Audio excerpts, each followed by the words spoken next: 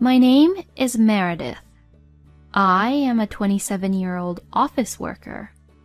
I met my husband Philippe at a matchmaking party for single people.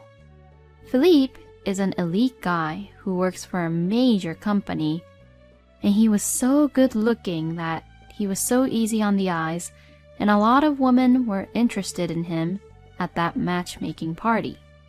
When I was at the matchmaking party thinking that all of the men who were at the party were all good looking and that it was such a high-level party, that is when Philippe approached me and asked me for my contact information.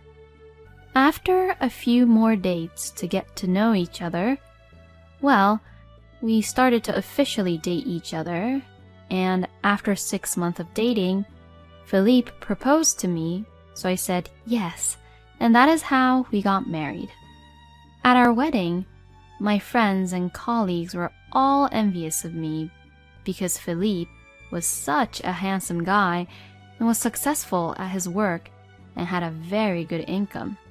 To tell the truth, I was very proud of myself. I even thought that God had gifted him to me for my happiness, since I have just been leading such mediocre life. I am just an ordinary woman with average grades, normal appearance, graduated from average university, and had a normal job at a normal company. I would just do my normal job and just spend my normal days in my normal life.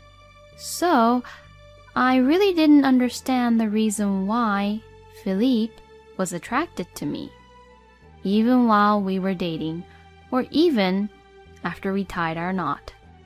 But I couldn't ask him the reason of why he was attracted to me, because I was afraid that question would bother him and didn't want him to think I am annoying. When we were dating, Philippe was always very kind to me.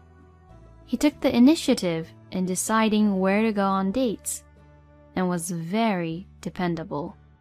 He knew a lot of restaurants and he knew a lot of good places for him to take me around.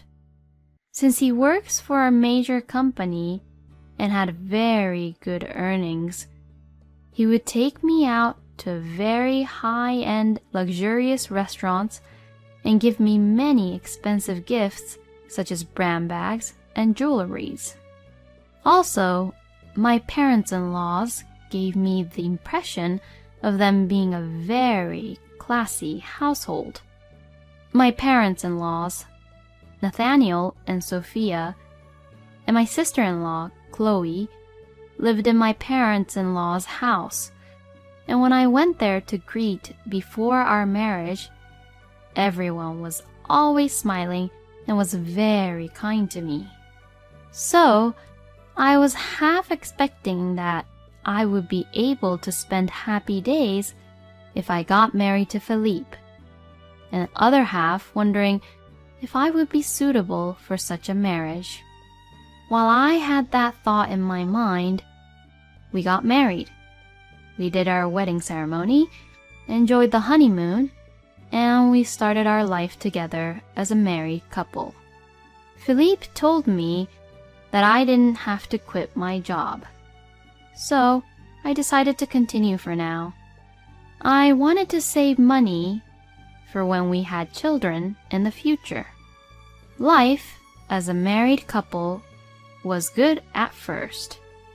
Every day, I got up early in the morning, made lunch boxes for my husband and myself, and prepared breakfast.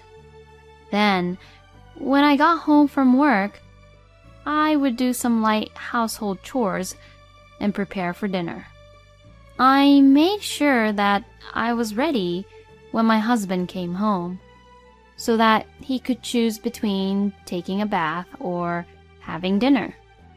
I thought I was doing a pretty good job balancing my work life and my private life. Then, about 2 weeks after we started living together as a married couple, my husband suddenly called me in to talk to me. "Oh, what is it, honey? What do you want it to talk about?" About the household chores. Can you work on it more, differently? What? How shall I say this? Well, it's not quite right. What do you mean? I didn't understand what he was trying to tell me. I thought I had done everything right in my own way, and I didn't think that there was anything wrong with it. Oh, you don't get it. I see. Well then, I will explain it one by one. First of all, for breakfast, why do you serve frozen food only? It's because that's very efficient and delicious.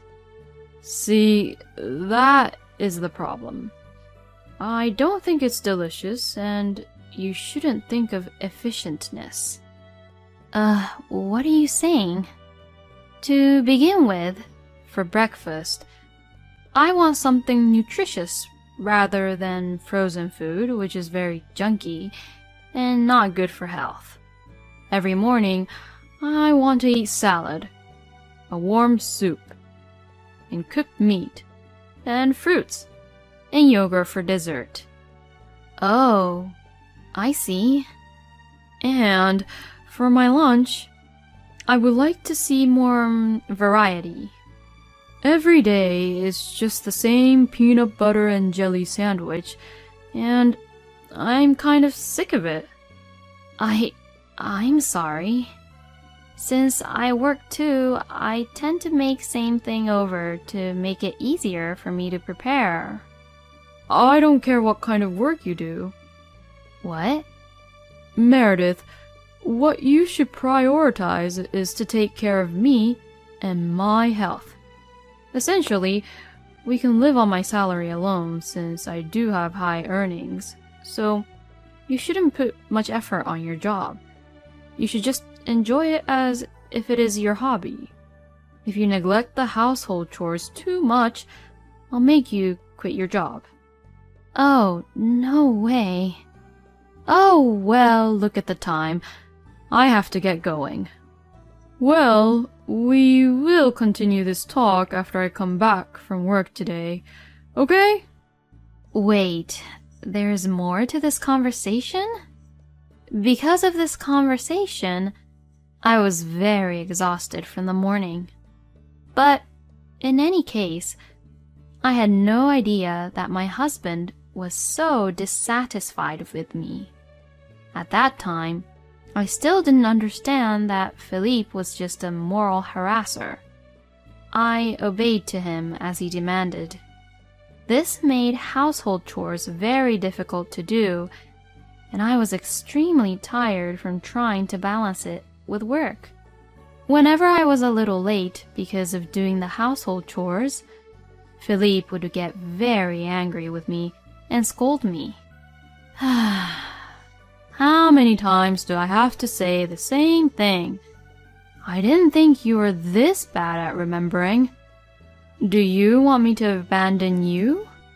In hindsight, I should have realized and leave him at this point, but Philippe had brainwashed me into thinking that I was the one who was completely at fault and was the one to be blamed for everything bad. And there was someone else who cornered me into thinking that I wasn't good enough, besides my husband. It was my mother-in-law, Sophia. Sophia often came to our house on holidays, and she had the same kind of morally harassing temperament as Philippe. "Meredith, would you make me a cup of tea?" "Yes, sure thing, Sophia." "What?" Hold on. What on earth are you trying to do?" "Huh? I was just trying to make your tea." "I've never seen the way you brew the tea before. I guess you were not taught how to brew the tea and the manners of it." I'm sorry. Meredith, you can't do anything right, can you? Mother, Meredith is not much of a housekeeper, so I had to teach her everything from zero. Oh my! Is that true, Meredith? Please, don't put too much burden on my son, since he is already very busy and occupied with his work. I'm sorry. Oh, but I'm not mad at you for being incapable, Meredith. There are so many people out there who are incapable of doing things just like you, so don't you worry. The important thing is to try to improve and try to be better. You just have to realize that you're not good enough first, so that you will be able to do the things what we tell you to do. Yes. Even though something was building up in the back of my mind, I had already been brainwashed by Philippe and Sophia, so I stopped thinking about it, and I am just never good enough for them. So, a year passed quickly in our marriage, and I became pregnant with a child. Later, a healthy baby girl was born. My daughter, Claudia, was really cute and became a precious treasure for me. During the days when my husband and mother-in-law were mercilessly abusive to me, the only time I could truly relax was when I saw Claudia innocently smiling at me. Since then, my daughter has grown up very fast. Since September, she started going to her elementary school and was very enjoying her life at elementary school every day. One of the weekends when Philippe had a day off from work, Claudia was drawing a picture. Philippe looked at her drawing and said, "What's that? You suck at drawing." Claudia was startled and began to cry because she was suddenly told such a cold-hearted thing. When Claudia started to cry, Philippe came up to me and said, "What a pain in the ass. Hey, you. What kind of disciplines are you giving my daughter? Claudia is making me look like I am the bad guy." Then at that time, I have realized the most important thing. I was the only one who could protect Claudia from this moral harasser. Philippe, you are the bad guy here. What? I'm saying that it's your fault that Claudia is crying because you told her that her drawing was bad. You're just my wife and you're accusing me that this is my fault? I have accepted all the things you have told me from the very beginning of our marriage without any questioning. But I will not tolerate your moral harassment on my daughter and will never forgive you for it. Moral harassment? You are out of your line, Meredith. I don't want and need a wife like you. Get out of my house and leave with the child. This prompted me to leave Philippe with Claudia, and I returned to my parents' home. As soon as I returned home, Philippe has sent me the divorce papers. I was surprised that we would get a divorce this easily, but I did not want my daughter to be with such a father any more longer, so I signed and submitted the divorce papers right away. After the divorce was finalized, I asked my lawyer to break down how much I would pay my daughter until she reached adulthood, and also requested child support from my ex-husband. As for visitation, we agreed that Claudia would not see Philippe unless my daughter wanted to see him. Well, Philippe seemed to not care for Claudia as much anyways. The divorce completely cut me off from Philippe, and I had nothing to do with him anymore. From then on, I stayed at my parents' and asked them to watch over Claudia while I was away at work working hard. Then one day, my ex-husband and ex-mother-in-law suddenly came to my parents' house without permission. There was nothing more to talk about with Philippe nor Sophia. We were perplexed, not knowing the reason why they visited us here.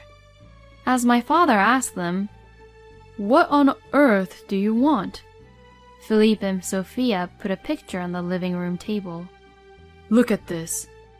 Meredith, you were cheating on me and was having an affair behind my back with another man, weren't you?"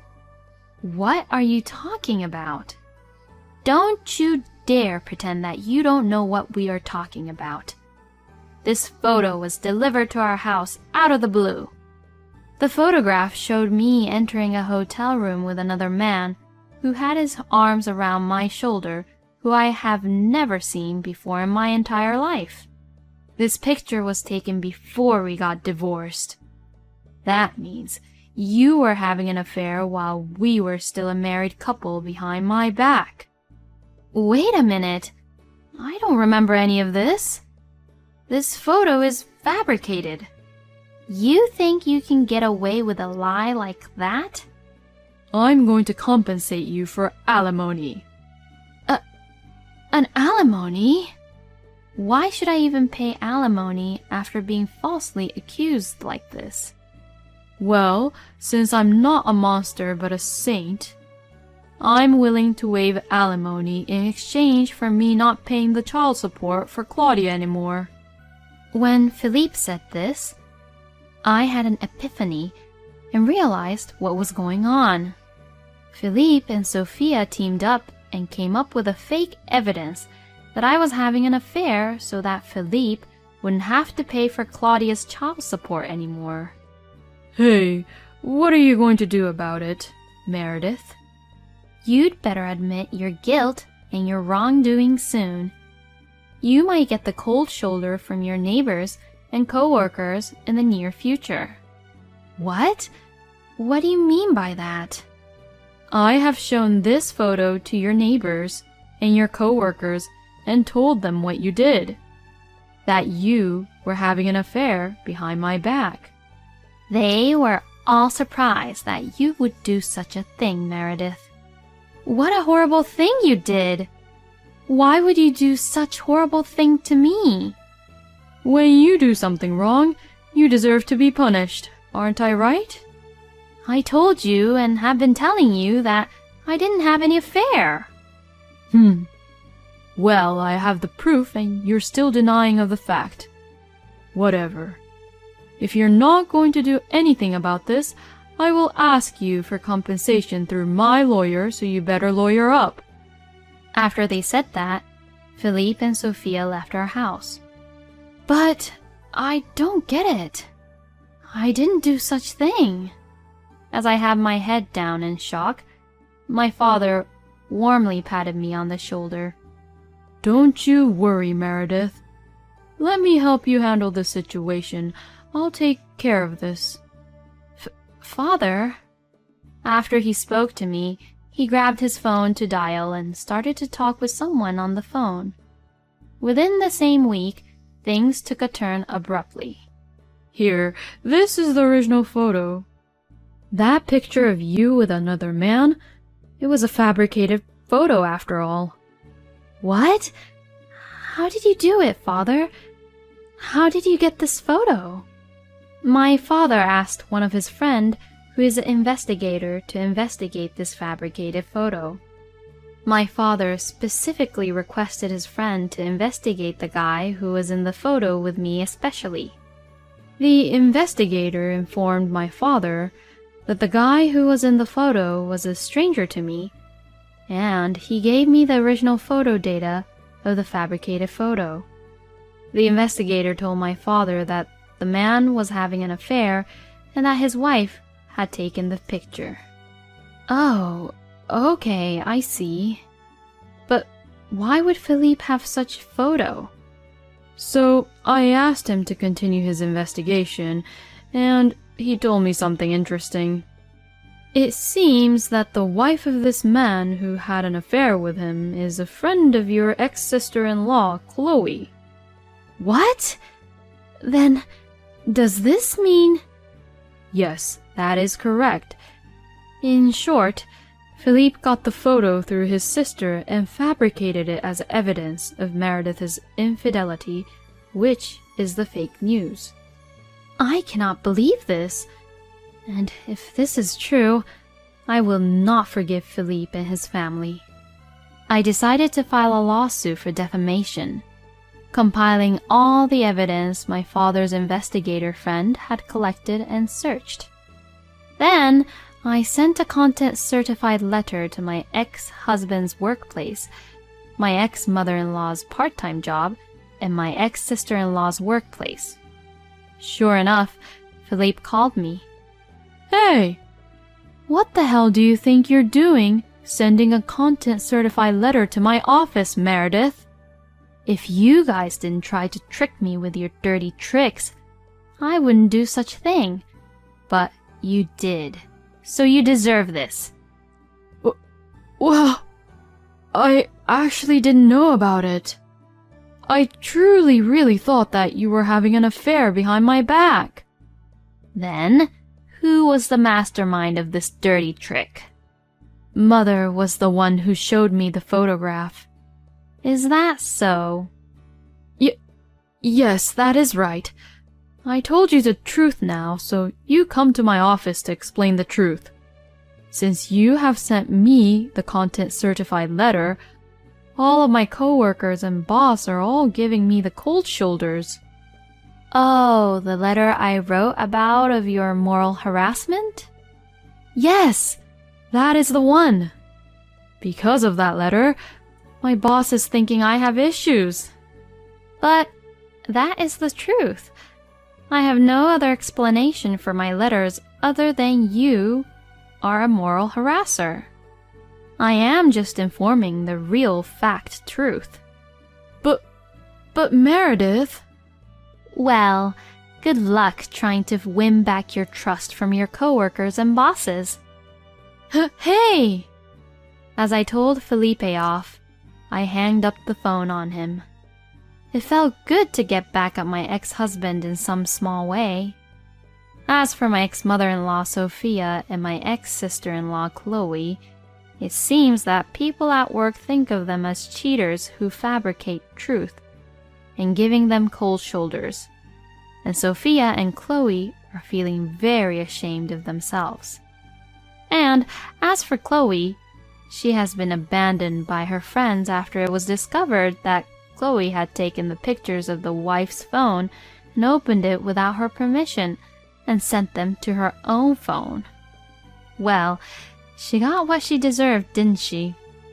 On the other hand, since Philippe and Sophia showed the fabricated photos, I have been misunderstood by people at work and in my neighborhood. But when the news got out that the photo which was shown to them were fabricated, they have been rather kind to me as a victim of fabrication. My daughter, Claudia, is growing up nicely and happily goes to school every day. I will continue to work hard and earn money while watching her grow up. Thank you for watching until the end. Please subscribe to my channel and hit the like button if you enjoyed my story. See you in the next video.